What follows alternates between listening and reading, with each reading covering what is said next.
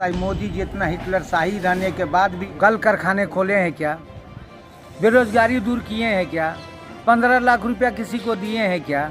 दिए क्या है? तो महंगाई। दिए क्या है? तो बेरोजगारी। दिए क्या है? तो भ्रष्टाचार।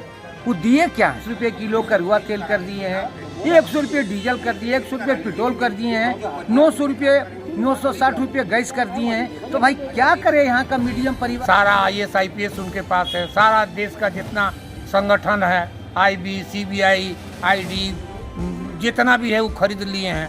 प्रिंट मीडिया को भी खरीद लिए हैं और TV मीडिया को तो खरीदिए लिए हैं बेचारे। और वो लोग उसका गुणगान कर रहा, प्रचार कर रहा, और ये अपना 10 मित्रों के माध्यम से उनको जो है धन दे रहे हैं और धन देकर उनको पूंजीपति बनाते जा रहे हैं। ये देश का दुर्भाग्य है मेरा। बेरोजगारी कम नहीं हो रहा, महंगाई कम नहीं हो रहा, नौकरी लोगों को नहीं मिल रहा, परिवार त्रस्त में है। परिवार जिस तरह से हमारा देश आई मोदी जी इतना हिटलर शाही रहने के बाद भी कहावत में है, करे लंगोटी वाला खेती काटे पगड़ी वाला नहीं चलेगा।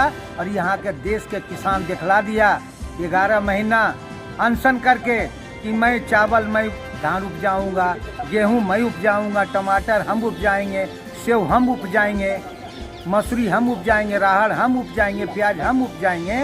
और ये ब्रांड लगेगा रिलायंस का, ये ब्रांड लगेगा अडानी जी का, अंबानी जी का, ये नहीं चलेगा। और यह देश समझ चुकी है कि हमारा देश में जो विकास करेगा, जो मेरे बेरोजगारी की बात करेगा, महंगाई की बात करेगा, जो महंगाई दूर करेगा, बेरोजगारी दूर करेगा, जो मेरा भोजन चलाएगा, मेरा मेडिकल करवाएगा, हम उसको वोट देंगे। सब लोग सोच लिया, लेकिन आज तक 7 साल हो गया, 5 रुपया भी किने के खाता में आया क्या?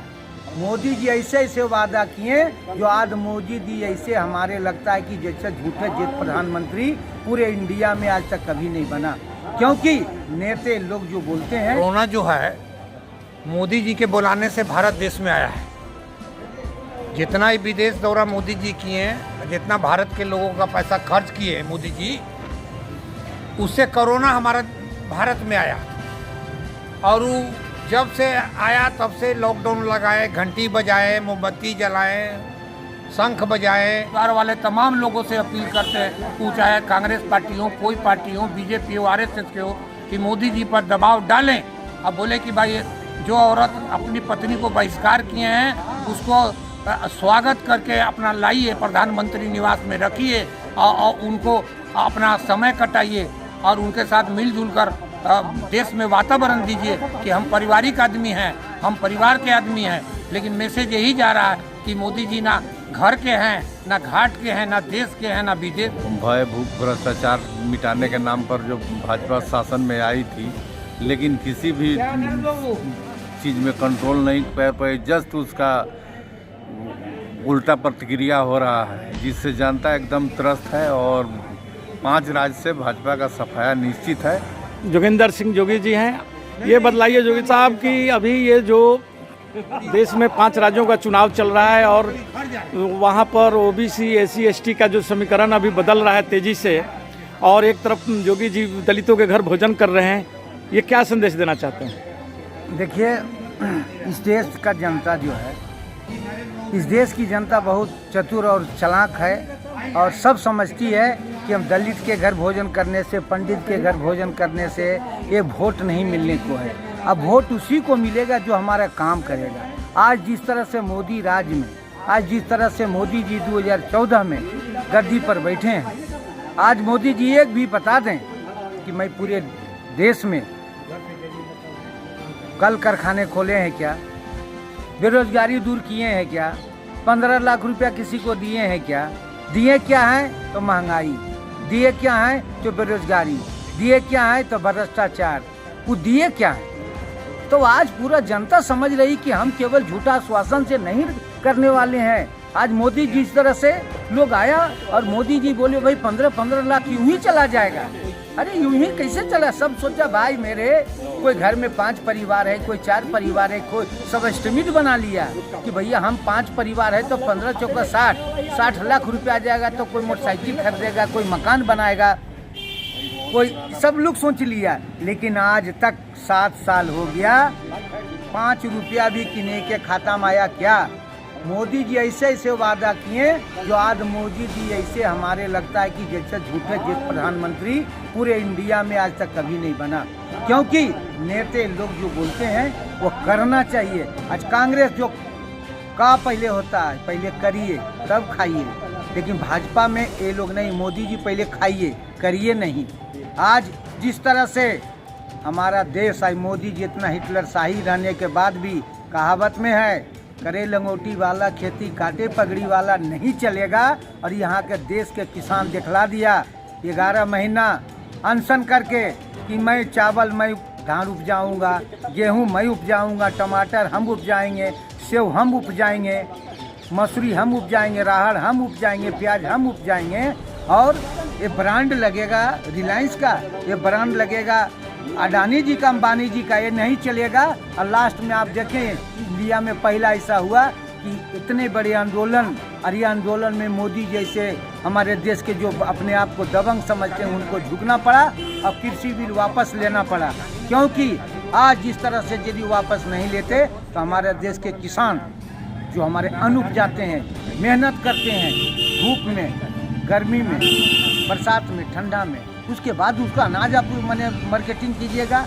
अडानी जी मुंह पर जाते रह गए हैं, बड़ा बड़ा स्टोर खोल लिए थे, लेकिन उनके कामयाब नहीं हुआ, मुंह पे पानी फिर गया। और एक अब देश सब जान गई है कि हमको पापी पेट का सवाल है, पहले भोजन चाहिए, वस्त्र चाहिए, आवास चाहिए, बेरोजगारों को रोजगार चाहिए। आज जिस तरह से 220 रुपये किलो करुआ तेल कर दिए हैं, 100 रुपये डीजल कर दिए, 100 रुपये पेट्रोल कर दिए हैं, 960 रुपये गैस कर दिए हैं, तो भाई क्या करे यहाँ का मीडियम परिवार और गरीब परिवार? ये तो मरने के तुल पे आ गई। आज जिस तरह से हमारे देश में महंगाई चरम सीमा पर है, तो देश अब जात के नाम पर वोट देगा?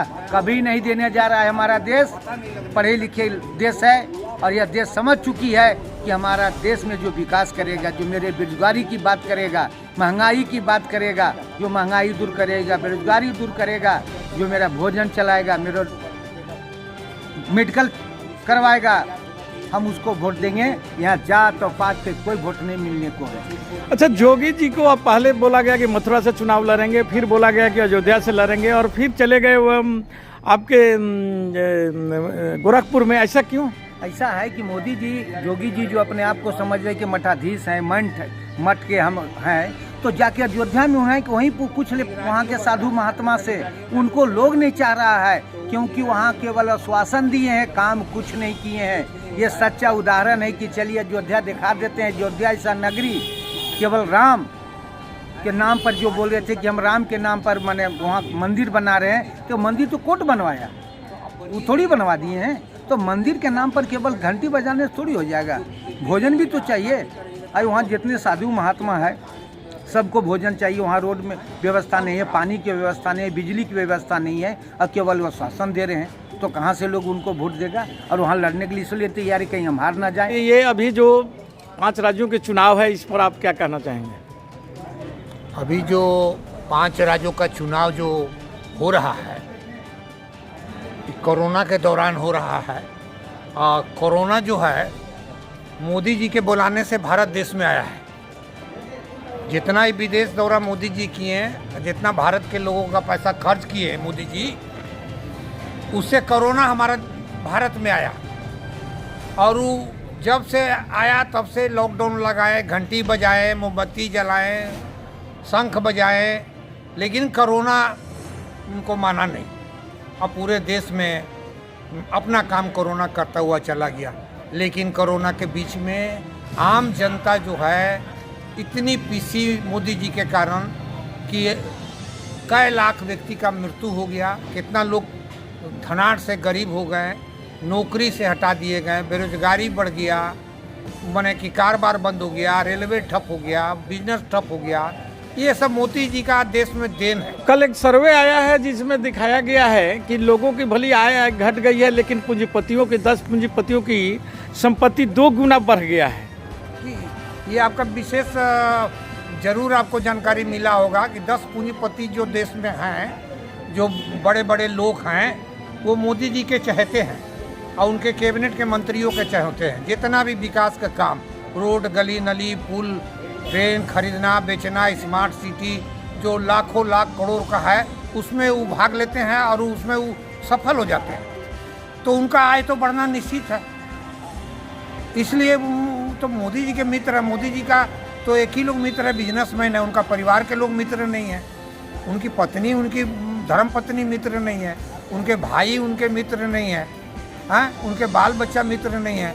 लेकिन धनपति जो लोग हैं, जो 10% देश में पूंजीपति बढ़ रहे हैं, लाखों करोड़ के मालिक हो गए, वो सब उनके बहुत नज़दीकी हैं। उनसे उनका घरेलू संबंध है, उठना बैठना है, हाँ, उनसे भी हाथ मिलाते हैं, उनके परिवार से भी हाथ मिलाते हैं और देश को जो है ये मैसेज देते हैं कि हम पूंजीपतियों के आदमी, हम गरीबों के आदमी नहीं हैं, हम रोजी नहीं देंगे, हम बेरोजगारी बढ़ा देंगे देश में, महंगाई बढ़ा देंगे, लेकिन हम महंगाई कम नहीं करेंगे। महंगाई कम करेंगे तो मेरे देश के पूंजीपति जो है ना, उनका कमाई मर जाएगा।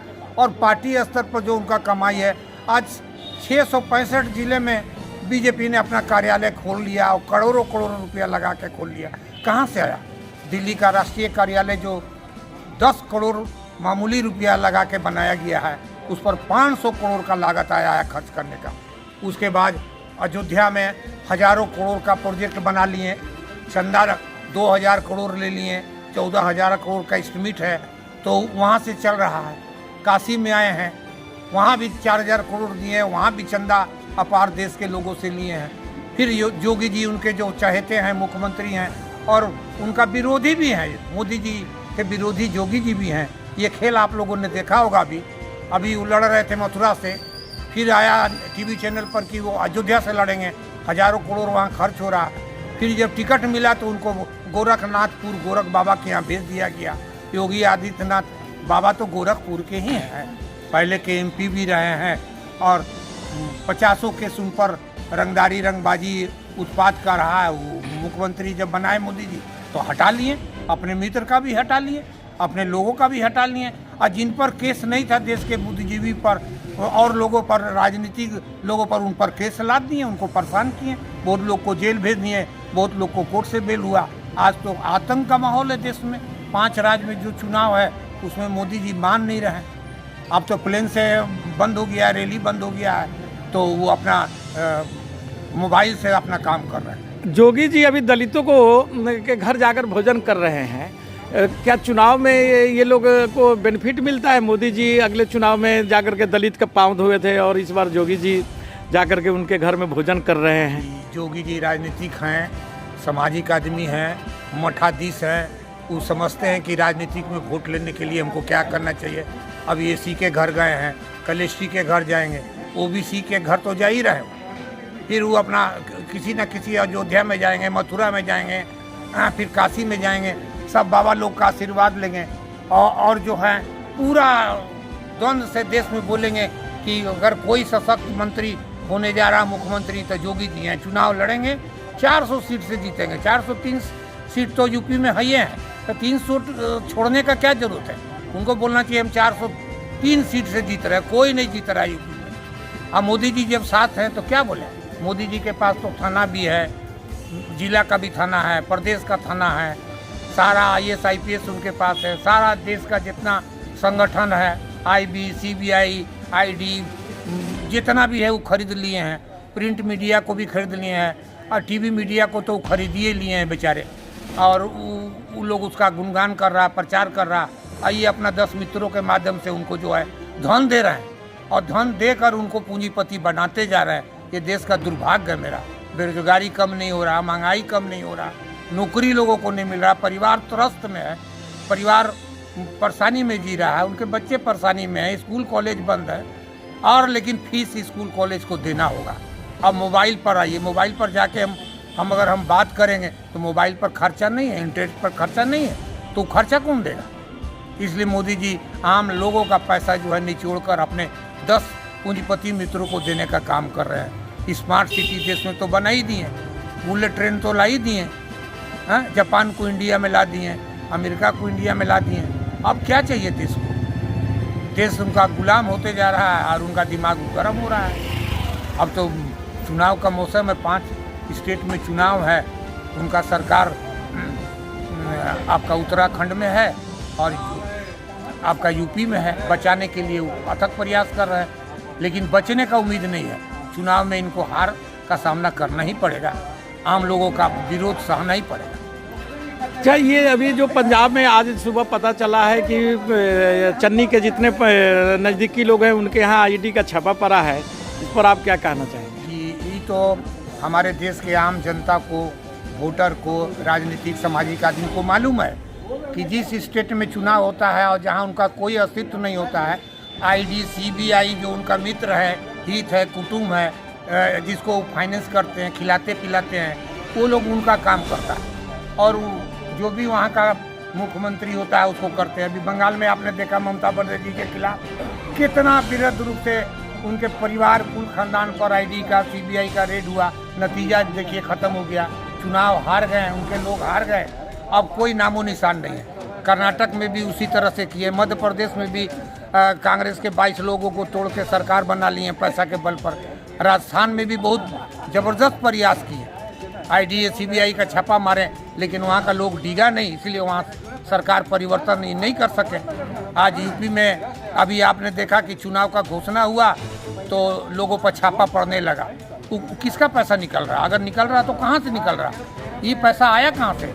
आखिर सरकार क्यों नहीं ये पूछती है कि भाई ये आदमी कौन है, इनका कुल खानदान क्या है, इतना पैसा कहाँ से आया, इनके हित मित्र क्या है? ये बीजेपी के ही लोग हैं, गलती से रेड हो गया उनके यहाँ तो अब बात को दबा दिए। अब देखिए टीवी मीडिया पर कोई समाचार यूपी का नहीं आ रहा। अब पंजाब के दौरा पर चले गए, पंजाब से निकलेंगे उत्तराखंड चले जाएंगे, फिर वहाँ से गोवा चले जाएंगे, मणिपुर चले जाएंगे। इनका टीम जो है, आरएसएस का टीम हो, सीबीआई का टीम हो, आईडी का हो, विदेश मंत्रालय हो, लोगों पर केस करने वाला एक अलग विंग है इनका, और विपक्षी दल को परेशान करना, अब विरोधी दल जो सत्ता में है उनको हटाना, अपना सत्ता ले आना। और तो बहुत आश्चर्य की बात है, देश के, भारत देश के प्रधानमंत्री हैं, सारा राज उनके अंडर में है, उनको तो देश चलाना चाहिए।